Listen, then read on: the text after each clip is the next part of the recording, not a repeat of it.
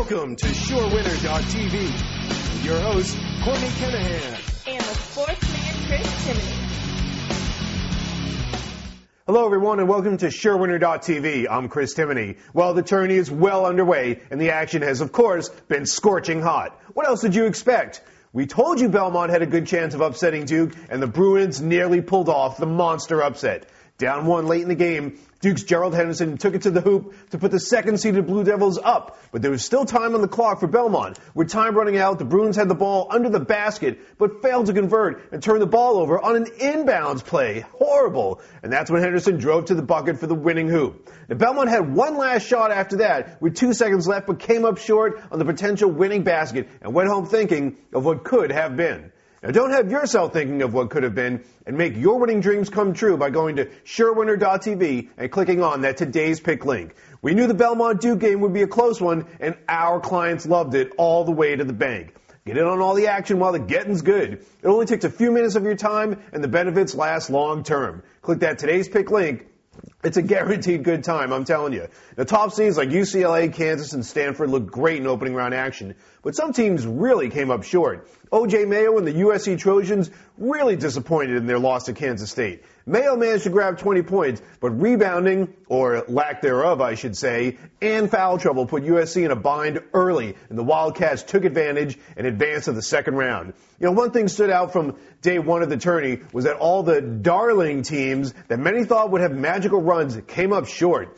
Kent State got severely outplayed by Lon Kruger's UNLV squad. Too many turnovers for the Golden Flashes. Winthrop was no match for 4th seed Washington State. I'm telling you, Pac-10's good, and the Patriots of George Mason failed to repeat the magic of tournaments past as they fell to a dominant Notre Dame team eager for respect.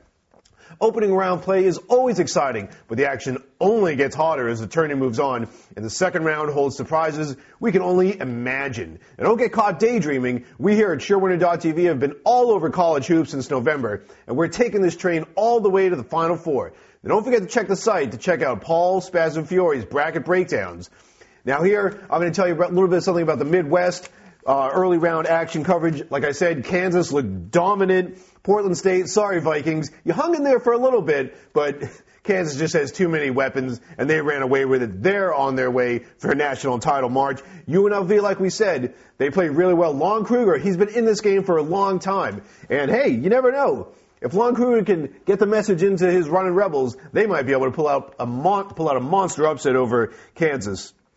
Kansas State, like we said, Michael Beasley outscored O.J. Mayo 23-20, and Cal State Fullerton, the Titans, hung tight as long as they could against Wisconsin, but hey, Badgers weren't the top team in the Big Ten for nothing. They move on to the second round, so it's going to be tight. Now, just because the college kids are getting all the attention doesn't mean the pro game isn't scorching hot. With the Rockets now rocking a losing streak, the talk of the NBA is once again the Boston Celtics.